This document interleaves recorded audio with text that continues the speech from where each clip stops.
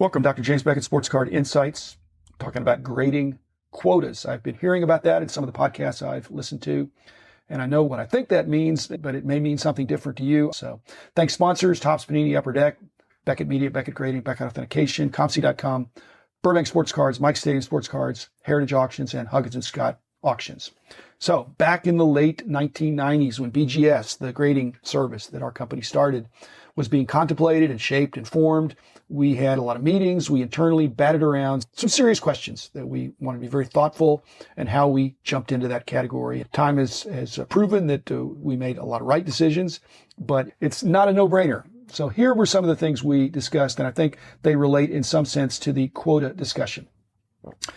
So these are the questions. We were wondering, is there an ideal distribution, a normal distribution of grades of the cards? Should we or would we be grading on the curve as some professors do, some teachers do? And what frequency of error might be tolerable? How many cards per hour can an expert grader accomplish and get through? How many cards would we need to take in each month to be profitable? I believe all these questions are somewhat related. So quota, to me, the first thought I had about quota was on the sales quota, on the submission quota of how many cards we got in a month at BGS. We thought about that.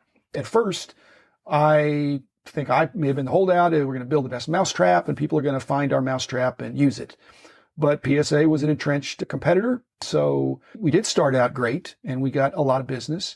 But to get to the higher level of business, it was determined that we really needed to get out on the road and establish a budget, a goal, a quota. How many cards do we need to bring in to keep our people busy and to break even and in fact make money? And so Pepper Hastings went out on the road.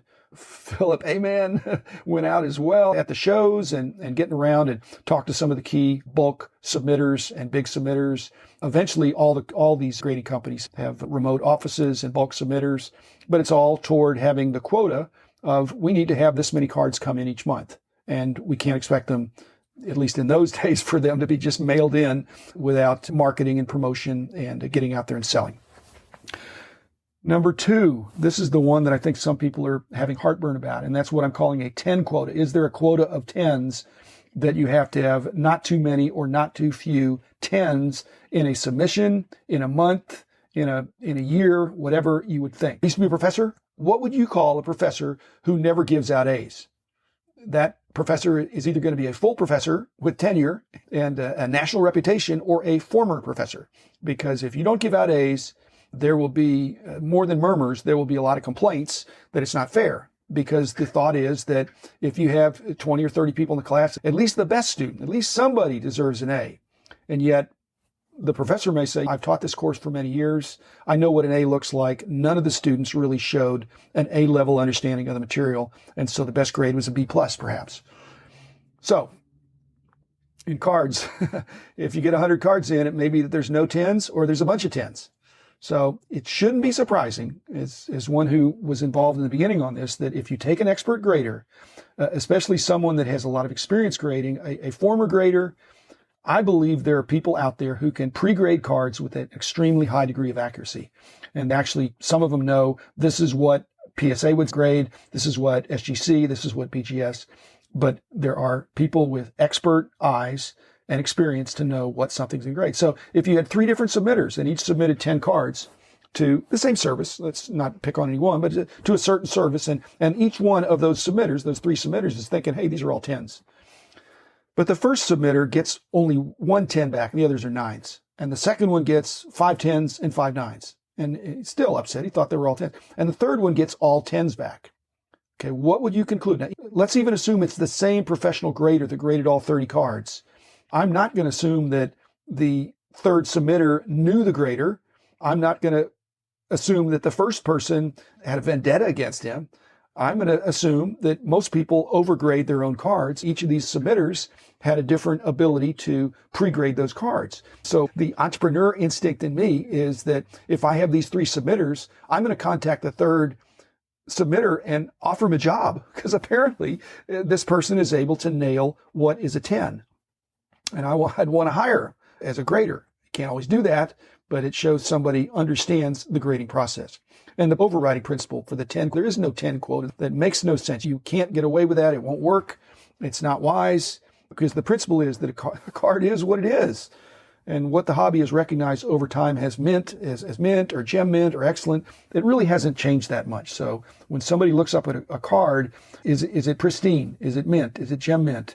And there's a number that's associated with that. If you try to establish a numerical quota of so many 10s or so many 9s in an order, that is a recipe for problems in your grading. The grade has to be standalone. This is the grade. Another thing that we talked about for quota was the speed quota. There's some thought that the best graders go the fastest.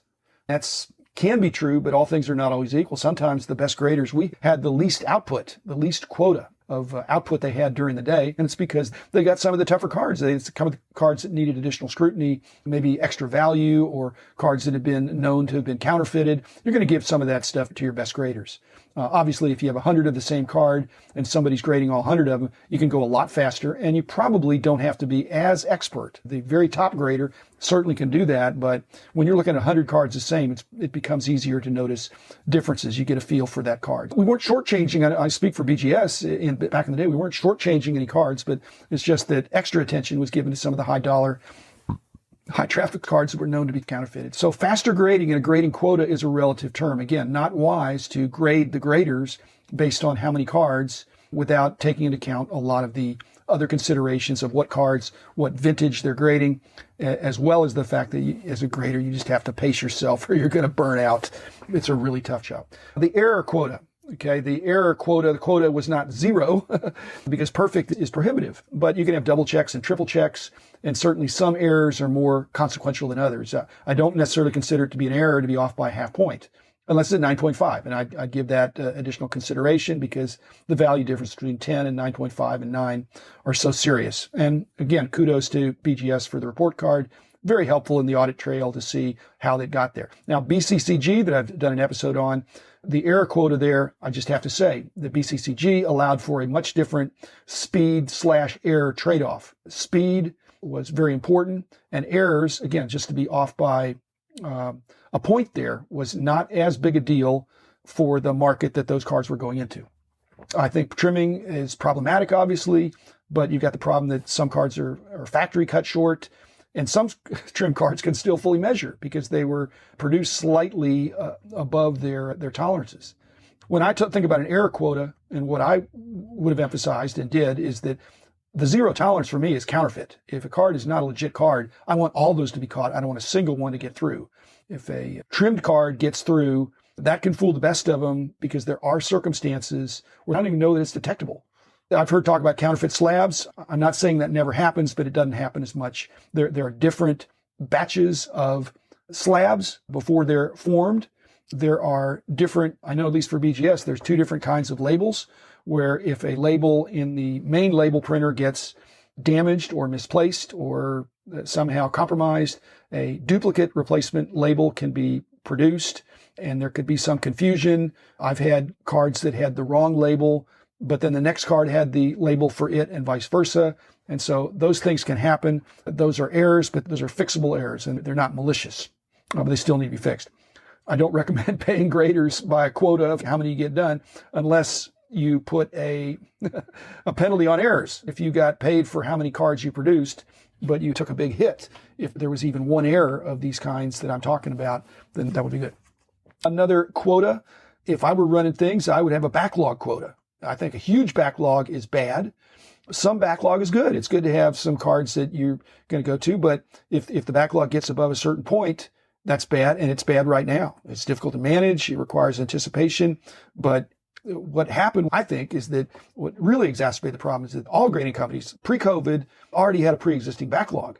Then when they got shut down for a few weeks and then submissions further increased, it was just a recipe for a perfect storm, and they've had trouble getting back.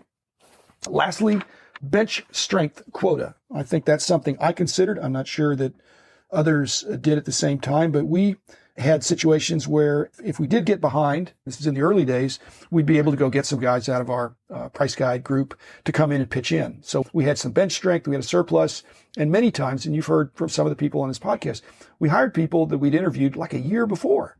So we had people ready to go in our pipeline. We had an employee bench strength pipeline. So we had the ability to quickly fill positions, and BGS is looking to hire some people. So is PSA, and so are the others that have the big backlogs. BGS looking, they talked about 9 qualities of what kind of a person they want to maintain quality of the brand. That was number 1. It's number 1 in my mind too. I want somebody that's accurate, somebody that hates to make mistakes. Number 2, individual goals. To me, somebody needs to have goals to go fast because you just can't go slow. You got to be accurate. You can't make mistakes, but you've also got to go fast. It's a business. Number 3, direct card experience. To me, that means they touch the cards. They didn't read about cards. Number 4, firsthand knowledge.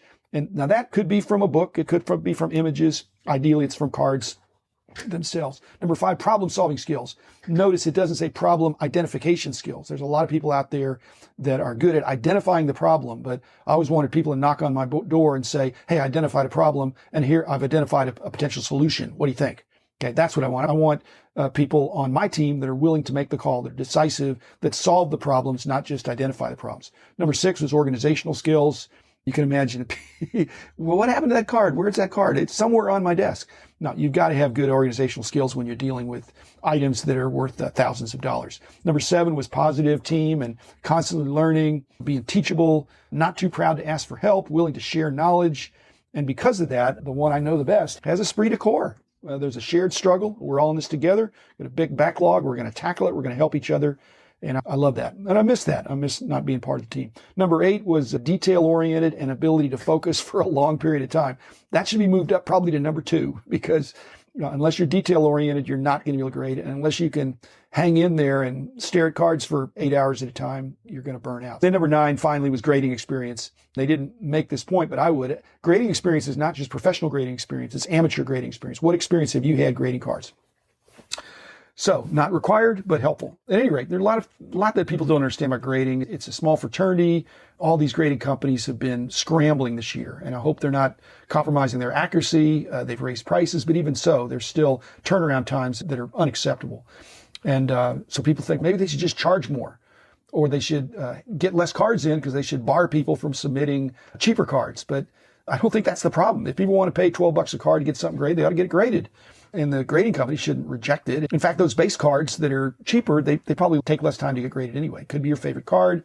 Could be a base card of somebody. You just want to get it slabbed. And you don't care if it's economic or not. You just want to get it slabbed. You send it in, and hopefully they would do that.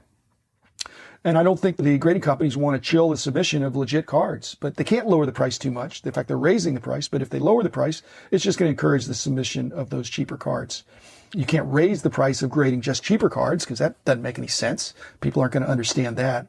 But I have a couple ideas here. One is that I'd like to see BGS, PSA, and SGC cut through their backlog based on the value of the cards that they have.